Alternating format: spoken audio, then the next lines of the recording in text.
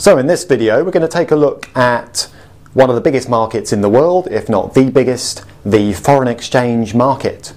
Lots of talk around about possible crisis in the Eurozone, quantitative easing in the US and the UK, so lots of focus on currency markets in general. So today's video, what are currency markets all about? What does a typical currency pair, as it's called, look like? And what are the kind of key influences that will affect an exchange rate?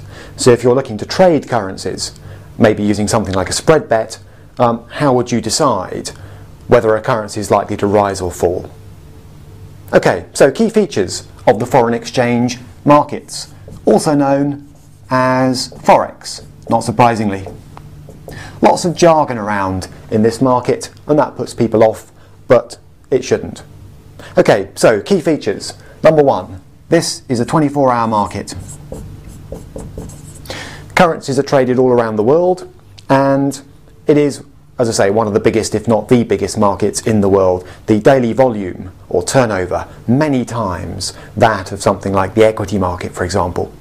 So 24-hour currencies are traded around the world. Big financial centres include New York, Tokyo and London. It's a very liquid market. There's another piece of jargon. Liquidity is good. What that means is that for most of the so-called major currencies, and that's a group that includes the US dollar, sterling, the euro, you can get in and out very quickly. Other features. It's not a place for widows and orphans. It's fast. What that means is exchange rates can react very quickly to key pieces of data, and we'll look at one or two of those in a moment. So if you get into the foreign exchange market, make sure you think straight away about how you're going to limit the damage if a trade goes wrong. Maybe using something like a stop loss if you're considering spread betting, for example. And finally, unlike, say, trading shares, it's known as a zero-sum game. What I mean by that is if I go out and buy UK food retailers, I could buy Tesco rather than Sainsbury's. But actually both of those could rise together. I'll still make some money. They could both fall together too. In the currency world it's a bit different. If I decide to bet on sterling, I'm betting on sterling against something else, say the US dollar. Now the point is, one of those will rise and one of them will fall. So in that sense it's zero sum. So in other words, with currencies you've always got to decide what you're betting against as well as what you're betting for. I don't need to do that with shares. I just say I'm buying Tesco and hoping Tesco goes up. But in the currency markets you're always trading pairs of currencies. So as one rises, another falls, and so on. Now it is possible for all currencies in the world to rise or fall against, say, a commodity like gold, but that's not the same point. Within the currency world, everything's zero sum. So you're always trading a pair, you're not just picking off one at a time. And that's something to bear in mind when you trade currencies. If you're bullish about sterling, you are presumably bearish about something else, the euro, for example. Okay, so let's take a look at how a typical foreign exchange quote works. It's a little bit fiddly. It's not quite as straightforward as, say, Tesco's shares, but it's not too bad. So first of all, what are these currency pairs I'm talking about? Well, there are half a dozen or so major currencies around the world. Sterling's one of them, the euro, the yen, the Swiss franc, the US dollar, the Australian dollar, and the Canadian dollar. These are all major currencies. And because currency traders like to keep things quick, they're all shortened. So when you're spread betting, for example, you'll often see sterling described as GBP, and you'll see US dollars described as USD. So all currencies have these little three-letter acronyms. Euro, not surprisingly, EUR, and so on. So make sure that you're aware of what the major currency pairs look like shortened, because otherwise you'll look at that and think, well, no idea what that means. What this means is I'm thinking about betting on sterling against the US dollar. Then you get a rate. Now, the currency on the left is the one there is one of. So what I mean by that is a typical rate will come with two prices. Just like when you buy your holiday money. You walk into the bank and you say, I'd like some dollars to go on holiday, and they say, fine, we'll sell you dollars at this rate. And then if you try and go back 2 weeks later and sell some of the dollars you haven't used on holiday, you find they apply another rate. And not surprisingly, it works out in their favour, not yours.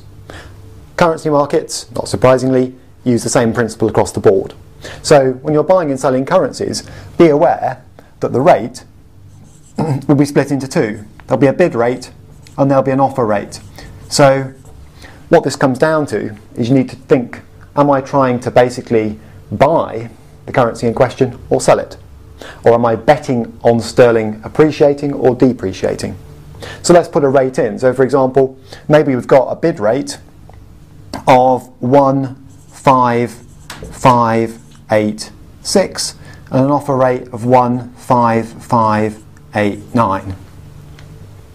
Now, on a screen, it won't necessarily say that this is a dollar rate. It may just appear like that. It may even appear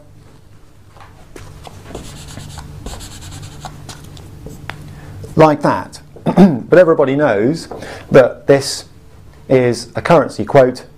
Once you know that you're dealing with this pair, you know that these are dollar amounts. And so let's just turn that into, for the sake of this example, something that looks a bit more normal. So it's dollar rates. And what we're saying here is that if you've got £1 and you're looking to turn it into dollars, you've got to decide which rate the person selling you the dollars at is going to give you, and vice versa. And here's the key. Imagine this is the bank and you've just gone in on holiday. This works in the foreign currency markets too.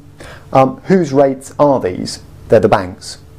So, in other words, that's the rate at which the bank sells, and this is the rate at which the bank buys. Or put it another way, from your perspective, this is the rate that you buy at, and this is the rate that you sell at. Or put it even more simply, everybody in the markets is trying to rip you off. So if you're trying to dump £1 and turn it into dollars, you'll get as few dollars as whoever this is can give you.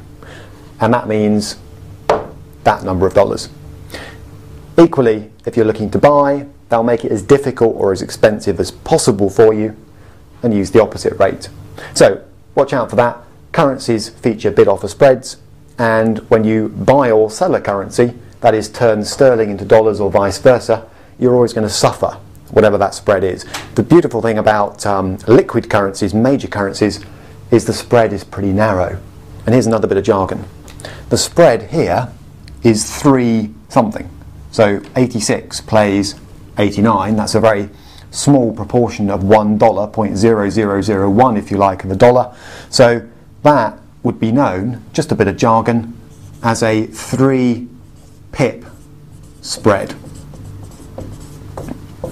That's not particularly important, it's just a piece of market jargon, but it just says, well look, the gap between the buy rate and the sell rate, if you like, is 3 pips, and a pip is the smallest movement in a currency recognised by someone trading it. And in reality it can go below that actually on spread betting sites, for example, but here we're saying the smallest movement recognised for trading purposes is 0.0001 of a dollar. And the price you pay for buying and selling immediately is 3 of those. Okay, the less liquid the currency, the wider that spread will tend to be. Right, what influences that rate?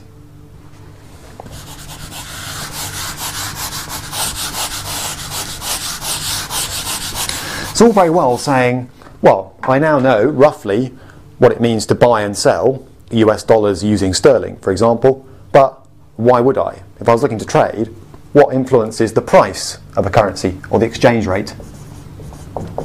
And the answer is there are many factors.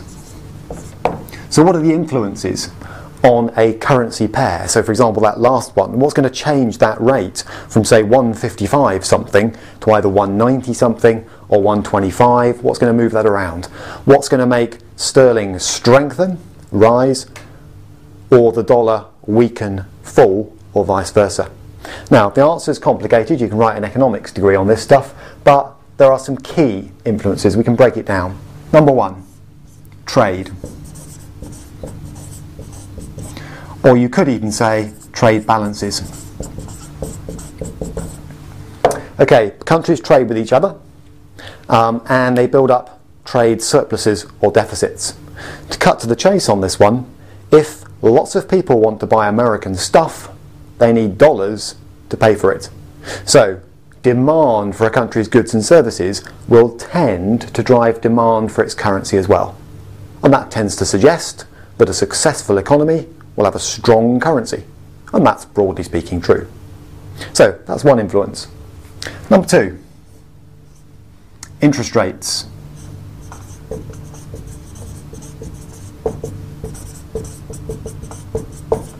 And you might say, linked to that, inflation data. Basically, the price of a currency is dictated heavily by what you can earn if you own it. So, if US